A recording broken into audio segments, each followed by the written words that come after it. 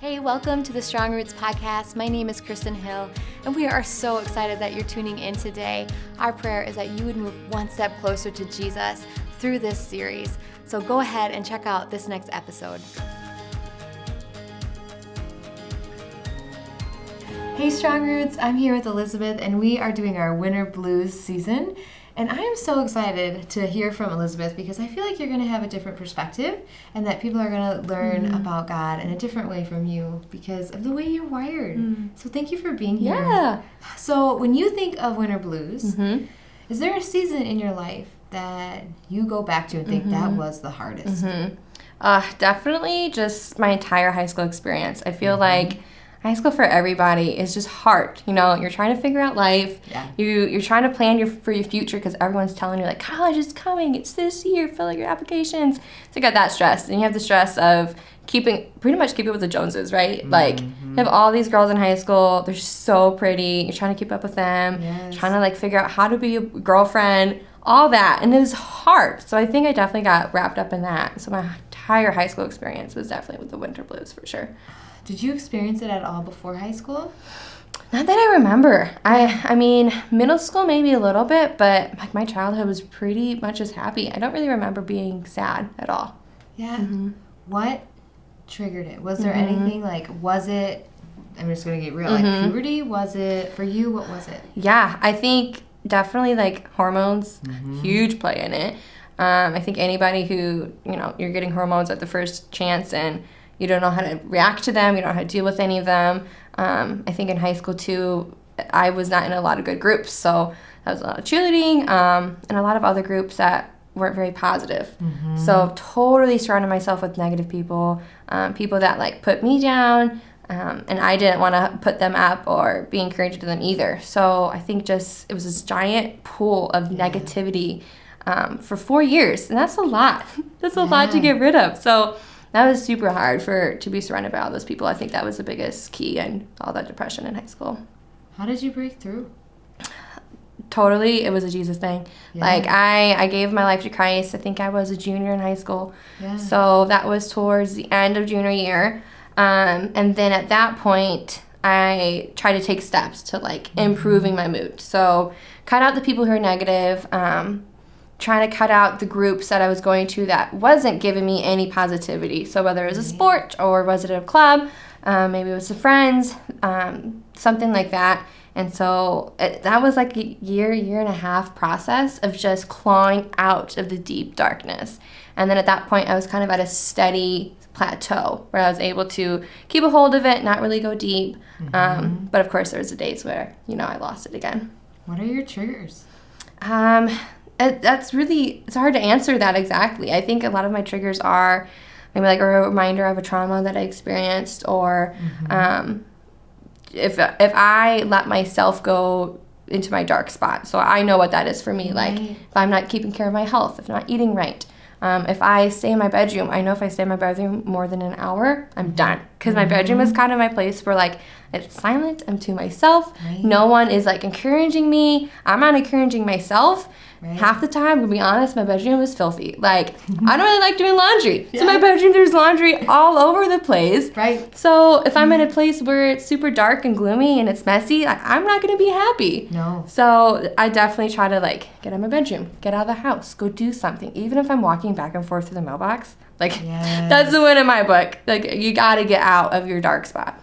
It's so interesting you say that because even a simple action to adjust and change your environment. Oh, yeah. It's almost like pushing a reset button. For sure. Totally. Even if I can't even get myself to walk out that front door and go do something else, I'll even just go in the shower. Even if I don't need to take a shower, I'm not even actually doing what I'm supposed to do in a shower. I'm just sitting in the shower, letting the hot water hit me. It totally wakes me up, gets me motivated to do something else. So how has God been hope in the dark for you? God has been hope in the dark for me by giving me, like, a plan, right? So he gives me the Bible and he gives me a purpose. So I think before I knew Jesus, I was totally just living life. I was living in the world, making my own decisions. My own decisions were awful. I mean, a 14-year-old, they can't really make good decisions anyways. But like a 14-year-old that doesn't know Jesus, like, making really, really bad decisions, right? So, yeah, it was so helpful to have Jesus to help me lead into the right decisions and point me in the right direction. how has he, like, so looking back, I feel like God deals with us so gradually and so lovingly. Yeah. But what are little things that he has done that have helped kind of, like you said, like, I know it was him really getting you out of the pit, but like each step, like what did he do? What were the steps that you feel like he took in your life? I think God showing me how important people are. For the longest time, I was like, I am strong, I'm independent, I can do this, I don't need that friend, I don't need my family, I don't need anybody, I can do this on my own. And then once I realized like how important it is to have people around you that they support you, they love Jesus, and they have the same values as you, that was the biggest thing Jesus did for me. And that was the biggest thing that he had to show me, and I had to recognize, for sure. Because I know you on a personal level, so I'm going to ask a question because I know you. But I know that there are people in your life that are harder for you to stay positive with. Yes.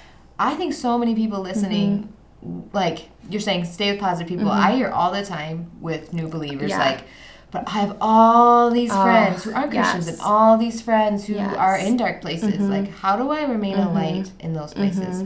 How would you answer that? Yeah, I feel that so much. And it really wasn't until probably a year and a half, maybe 2 years ago, that I was able to get a solid group of people that they were positive and they loved Jesus. So you're talking 4 or 5 years of me not having those people, but being a Christian and looking for positive people. So in those 4 or 5 years, I just kept bringing it back to like my godly beliefs. So like, what does God say about me? What does God say about the situation? Am I forgiven? And the answer is always to that is yes. Like God forgive you, right? Yeah. So I think just remembering those godly beliefs and having that relationship with God at that beginning is so crucial. So if you have those friendships, or maybe it's a family member, maybe it's coworkers, whatever it may be, because I hear that a lot for people is a lot of their negativity is at work. And of course, you can't always just quit your job because you kind of need money, like, you know? So it's a lot of the situations you can't remove yourself from. But yeah, I think that was it, godly beliefs for sure. What are your go-to godly beliefs or verses? My godly beliefs is, because of God, I am strong. God has forgiven me for all my sins, and the biggest one is I am loved. So those are like the 3, and I have a couple more. I think I have 6 on my screensaver, but those 3 are the ones that I go to the most, and the ones I just have in my head and I kind of just repeat to myself, especially when I'm in a situation where I'm not feeling positive at all. And I don't know about you, but sometimes when I'm maybe sad or whatever, it's not actually that I'm actually sad. It's like I'm just numb, you know, and I can physically feel my heart just be dark. I'm not loving to people. I'm not encouraging other people. I'm not feeling that encouragement back. Right. So it's just numbness. And when I've recognized now, because it's been like 6 or 7 years since I've been doing this, but I've recognized now when I feel that numbness, I gotta stop it right in that minute. I don't care what I'm doing. I drop everything and I say those 3 godly beliefs, and that's what I do. Is it hard? Do you feel resistance when to stop? Totally. And like, I kind of feel like I'm pretty good at this now. Yeah. And I've been doing this for so long, and I have so many people who like encourage me and coach me through this, and it's still so hard. Why? I think it's for me, it's my own control. Yeah. I definitely have control issues. I like being right. I like making my own decisions. Right. So when I'm doing something, especially if I have to stop in the moment, if I'm hanging out with friends, if I'm doing something negative, and I'm like, I don't want to stop doing this and take care of this problem. Like, no, you stop. You take care of that problem, because it's like a little bad seed in my heart that's going to keep digging and keep making darkness, for sure. For me, like, I'm curious where you stop, because for me, I feel like the times that I need to stop the most are times and places where I can't. Yes. Yeah. So where do you get that time and space? Like, so say you're at work, or say you're with your family. Yes. What do you do? So this has actually happened to me a lot. I've been out with dinner, maybe with a couple girls, not really close with them. And they could be talking about something that I don't really want to be in that conversation. But you're at dinner. You already ordered your food. Like, you can't really leave the table. You also drove with them, so you can't leave them there. Yeah. So you're really just stuck, right? So in that situation, like, I still am involved in the conversation, but internally in my head, I keep just chanting like, God, I need you. Fill my heart with love. Fill my heart with love. Fill my heart with love. Yes. And I just say that over and over again, and I make the choice. So I think the biggest thing is the choice of our feelings, right? So we can feel numb, and we can recognize that we're numb, and then we can either choose to change it, or we can either choose, like, I'm going to let it sit for a little bit, and I'll deal with it later. Ooh, so even if I'm in the middle of a conversation and I can tell that I am not loving at all, or if I am being super depressed in that moment, I totally just, like, in my head, I switch. It's like a light switch. Switch my heart, turn it off. Oh, that's so good. Okay. So you are a really good friend. And I feel like you are. Yes. And you are in people's corners all the time. Yep. So when you've been in these really dark seasons, how have other women or people walked alongside of you in a positive way? I think there's so many women. I think I had youth leaders. I had older sisters. I had a mom. All super strong women who really encouraged me. But I think the biggest was them just continuously saying, like, I love you, and, like, you matter to me was the biggest thing that they did for me. Wow.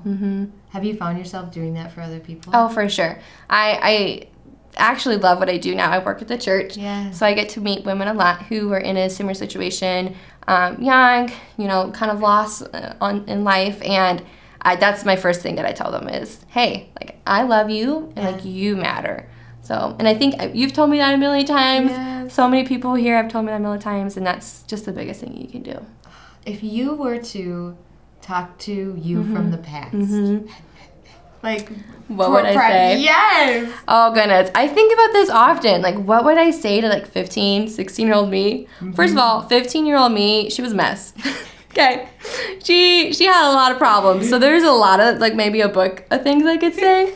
But I think the most helpful thing that I could say was probably, like, Elizabeth, you're gonna get through this. Like, God does not want you to suffer. He does not want you to stay in a darkness for an eternity, right? Like, God loves us, and He has an amazing plan for you. So that's totally what I would tell my younger self is, like, He has a plan, and the plan is for you to not be depressed for the rest of your life. Absolutely. Like, and honestly, Elizabeth, I think I want to end there. Yeah. Because I feel like if somebody is tuning into this podcast, they are either struggling with winter blues themselves or they know someone close to them who is. And I feel like there's no better way to end this is to be able to know, like, you got this. And God has a great plan for your future. And I don't think whether we're 15, whether we're 85, I think, honestly, every day I still need to hear that from other people, but most importantly from God. Thank you for letting me talk. Yes, and you are just so full of joy. Like, I think it's so encouraging, specifically in this season, to see somebody with your radiant joy that I know is only from the Holy Spirit, who has struggled with depression. Like, you are such an inspiration and encouragement to so many people. So thank you. Of course. Yes, and thank you guys for tuning in, and I cannot wait to catch you next time. Bye. If you enjoyed today's episode, make sure to follow us on our other social media platforms. We don't want you to miss out on any future content. Thank you so much again, guys. I hope you have a great day. And I want you to know I am personally praying that your roots stay strong.